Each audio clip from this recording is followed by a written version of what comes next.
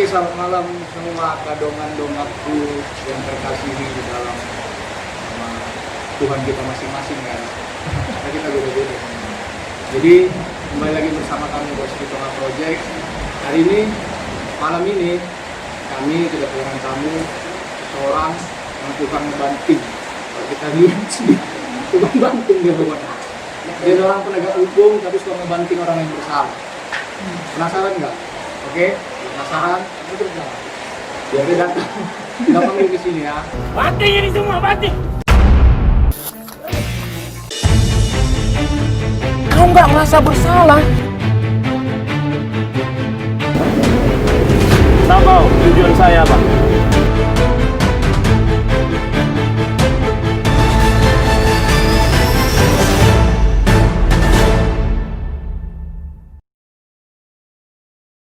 Wah! Oke, kami bersama tulang MP Ambarita, tulang Amang Dulu. Aku punya tulang aja lah. Jadi orang Batak kan apa identik tulang ya? Menghormati tulang. Iya. Kami bersama tulang MP Ambarita yang suka membanting. Ini lah orangnya. Dibanting kau katanya. Dibanting. Nah, jadi orang yang bersalah dibanting. Jadi kita bilang, kalau misalnya orang bersalah kan juga dibanting ya. Ya, kalau gitu ya. Nah, sebenarnya gini, bukan masalah bersalah atau tidaknya. Membanting itu kan ada itu namanya tindakan keras terukur. Ya, betul. Itu harus digarisbawahi. Artinya tindakan keras terukur itu untuk menghentikan seseorang yang sudah nyata dapat yang dia seorang yang dapat mengancam nyawa orang lain ataupun nyawa petugas. Jadi ya kali orang nggak punya sini dibanting, kita yang di penjara. Karena mau tanya dia dari tulang. Jadi kalau misalnya anak tulang atau tulang lagi buat salah, tulang banting. Itu namanya banting tulang. Jadi tantangan di tanah Batak ini. Nah, kalau itu sih gitu. Kalau kedatangan ke sini memang harus karena ada kegiatan adat yang memang harus kita hadir.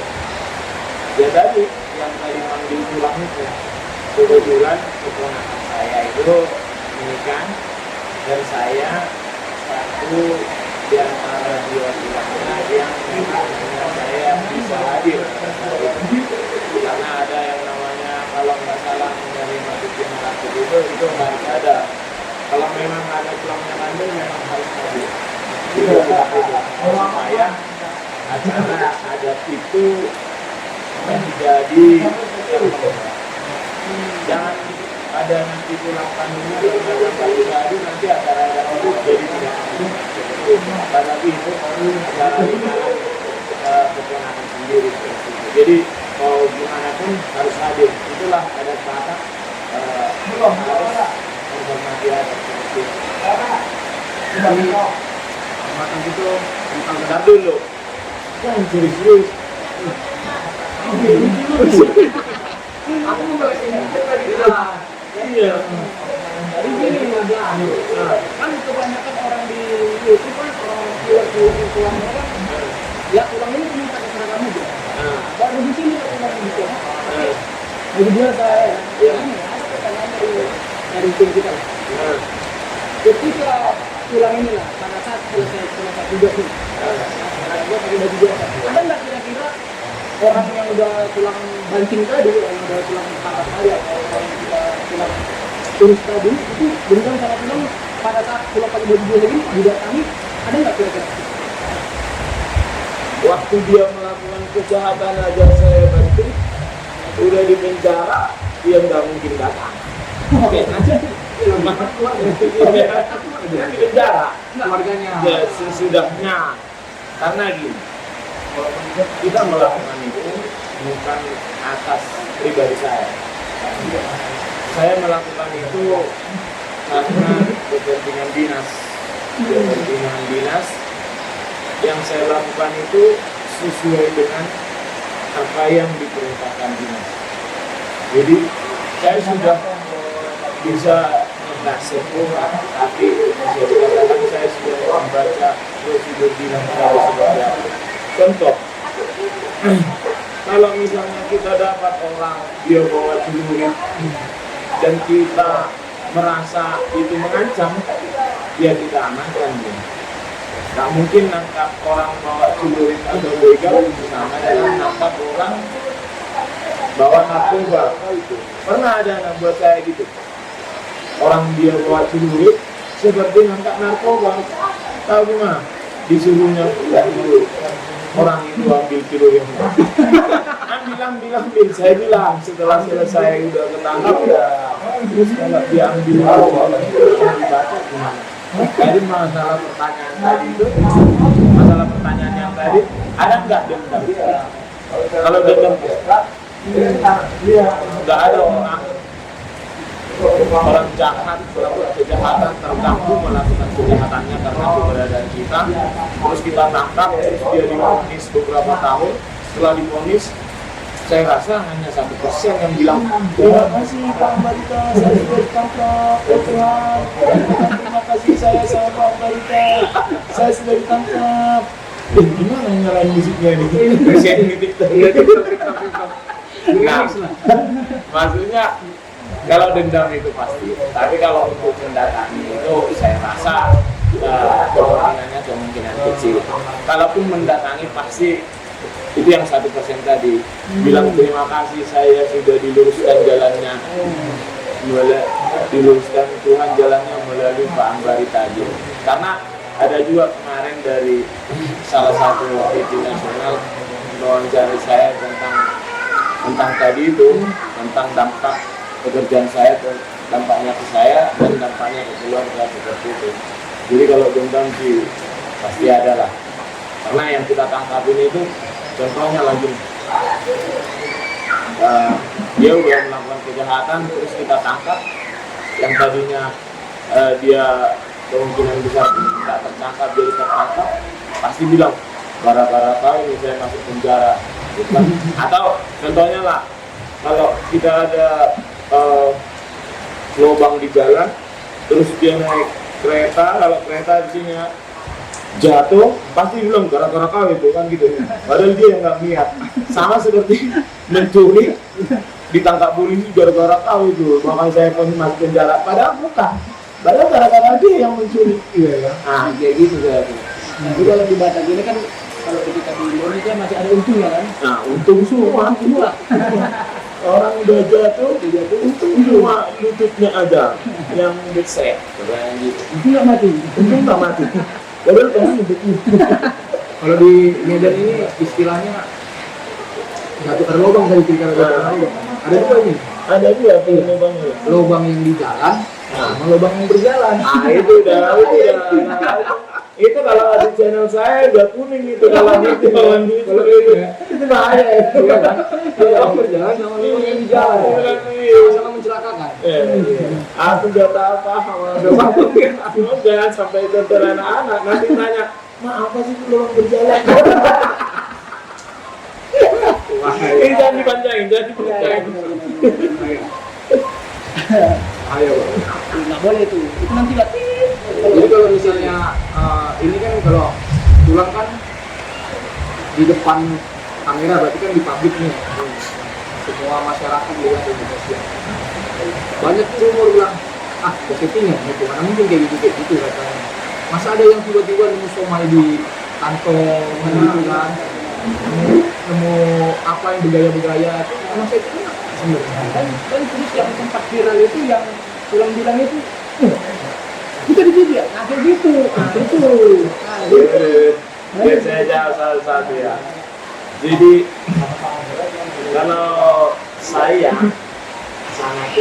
patroli seperti sekarang di Samosir ini, terus ketemu somai, bawa somai, settingan. Kalau tidak di sini misalnya ketemu patroli terus orang bawa B2 panggang, nggak settingan. Di sini tempatnya. Di sini tempatnya. Nah, kalau di Jakarta dengan situasi yang seperti itu, apalagi Jakarta Timur, perbatasan Bekasi, Tangerang, Depok, terus Jakarta Selatan, Jakarta Pusat, situasinya kan berbeda. 24 jam non-stop itu orang semua ada. Dan kita melakukan patroli itu enggak hanya 2 jam. 2 jam itu bagi kita pemanasan. Pemanasan dalam artian pada saat kita berangkat itu masih ya manas-manasin pantat lah.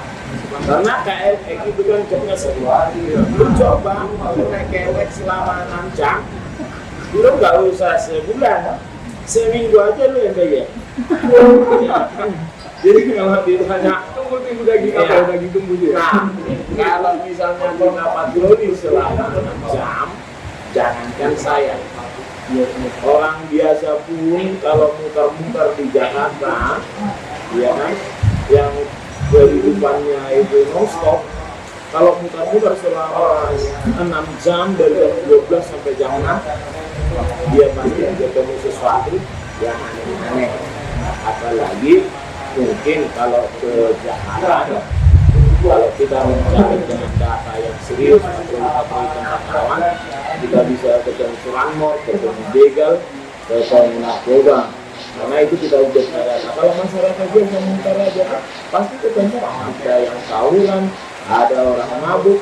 Jadi kalau dibilang settingan, sudah banyak yang saya pilih dari netizen itu untuk membuktikan ada dari Jambi, ada dari Surabaya. Kalau mereka nonton ini yang dari Jambi atau dari Surabaya atau dari mana, ada pasti bilang oh itu saya yang disebut itu. Nah, pada saat mereka itu bukan kebetulan, pada saat mereka itu ada aja yang kita tangkap, enggak narkoba, enggak curanmor, enggak begal, ya itu termasuk tadi. Kalau Soma itu memang itu kesepakatan. Jadi mungkin dia pada saat dia bermain ke tempat-tempatnya terus lupa, terus udah buru-buru, terus dibukanya Soma ini, terus digantongi, terus si Rusman lagi yang sekarang dia terima, si Rusman lagi meriksa, kan gini.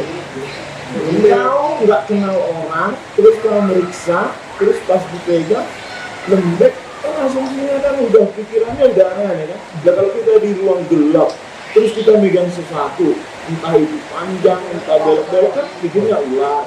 Nah kalau misalnya kita pegang itu ternyata di kantong itu lembek, bisa jadi dia habis motong kuping orang, bisa aja habis motong juga. Makanya dia gini kan.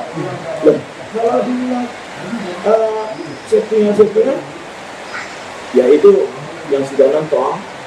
Pasti orang-orang yang sudah nonton yang pernah ikut sama kita itu pernah benar mata dan pernah ada hakim di Jakarta Timur, dia sudah nonton Rennes Degong juga, hakim terbaik di Jakarta Timur, baru pindah dari Lampung. Suatu waktu yang saya tangkap narkoba itu ada di tayangan televisi nasional itu. Saya tangkap narkoba kebetulan pada saat itu tenaga pengajar yang bandarnya. Terus setelah saya tangkap, saya telusuri lagi dia dapat dari mana. Akhirnya dapat di Kemayoran. Akhirnya saya tangkap, saya serahkan, sudah selesai saya serahkan ke reserse narkoba yang dibidangi. Setelah pembidangan itu diperiksa, dilakukan penyidikan, berkasa untuk diserahkan ke pengadilan. Setelah sampai di pengadilan, kan harus persidangan. Setelah beberapa bulan kemudian, setelah beberapa 3 bulan lebih, nah sampai di persidangan, ternyata beliaunya Bapak Hakim Hadi udah ngomong itu. Nah, pada saat saya hadir di ruang tunggu untuk menjadi saksi, nah ketemu sama belajar kan biar saya pakai rompi, senjata lengkap. Tuh, kata dia, Anda hitam. Iya Pak, yang ngapain di sini? Jadi saksi Pak. Oh yaudah, jangan pulang dulu ya, nanti kita foto. Tanya gitu. Masih apa dulu? Ternyata setelah saya dipanggil jaksa manggil aku dia masuk. Pas masuk kan kalau agama Kristen itu kan nggak bersumpah berjanji kan. Pas saya masuk ke situ, ternyata yang memimpin sidang itu ya beliau. Nah, memimpin sidang itu dia terus bilang gini, "Duh, ini hamba itu nggak siap." Ya udah, akhirnya setelah berjanji, saya berjanji akan memberikan keterangan yang sebenarnya, tidak lain daripada yang sebenarnya. Semua Tuhan menolong saya kan yang kita. Nah, setelah sudah dihadirkan, beliaunya nanya, ini yang mana, gitu kan? Yang ini dibilangkan pada saat itu acara persidangannya memeriksa saya sebagai saksi penangkap. Dan itu sudah tayang beberapa bulan yang lalu. Nah, setelah itu, ini kan Pak Hakimnya bilang, ini saya tahu yang mana ini. Dan beliaunya sudah nonton. Ya, bilang ini sih ini. Loh, itu membuktikan beliau ini dia percaya. Nah, itu membuktikan itu bukan settingan. Kenapa kita berjalan bertahun-tahun ini tidak ada orang yang komplain? Kan asumsi yang menyatakan itu settingan, asumsi tanpa data. Kalau dia punya data, bilang itu settingan, buktinya si ini yang kemarin ditangkap nih, ini dia, tanya dia, coba saya nih ruang-ruangnya disuruh kembali data, itu baru data. Makanya saya bilang, di kampung kami babi terbang, itu kan asumsi. Ya kalau misalnya ini, iya kan, sama seperti kalau di Sorot babi lagi terbang, ini buktinya. Tanya coba Pak, telematika, ini bukan settingan, babi terbang. Nah, kalau hanya cuak-cuak di media sosial, siapa pun bisa. Di tempat kami ada naga, nah ditujukan si naga. Itu kan bisa dia. Nah, contoh-contoh seperti itulah. Jadi kalau orang mengatakan, makanya kita perlu berbijak dalam bermedia sosial. Kalau kita mau mengucapkan sesuatu, contohnya, kan sering saya bilang, komenmu itu membuktikan intelijensi. Jadi contoh panjang ini nggak apa-apa ya, biar sampai besok pulang, biar berapa episode. Jadi saya sering melakukan pengajaran kepada masyarakat melalui media sosial karena memanfaatkan media sosial itu untuk kebaikan. Sama seperti ini orang melakukan aslinya seperti itu. Ini kan pengajaran. Contoh, dulu waktu masih banyak karena tawuran, karena miras atau segala macam, karena dulu saya kasih pengajaran supaya jangan dijual ke anak-anak. Contoh, ada miras itu yang diproduksi oleh pabrik lewat BPOM seperti anggur dan macam-macam itu melalui pabrik dan perusahaan itu kan legal. Nah, setelah kita ambil ada warung yang penuh, ya kan? Terus kita razia, kita ambil misalnya disita, terus orangnya dibawa, terus habis itu dibawa kantor, terus ditayangin, udah stop sampai situ. Dulu ditayang saya simpel, a little knowledge could be dangerous. Sedikit pengetahuan akan berbahaya. Nah, dengan bangganya, dengan soalnya dia bilang gini di komennya, kenapa enggak pabriknya aja? Kenapa warung kecil yang contoh-contoh seperti itu yang membuat komenmu mencerminkan kecerdasannya. Padahal kalau dia cerdas, kalau dia tahu tentang kerja, tentang pengaturan miras, peredaran miras, dia pasti nggak ingin seperti itu. Nah, karena ada lembaga, kalau nggak salah Perda 08 tahun 2007 kalau di DKI itu tentang peredaran miras. Bagaimana diatur peredaran miras itu? Di sini boleh, diatur boleh, di sini boleh, karena mereka bayar pajak. Nah, pajak untuk menjual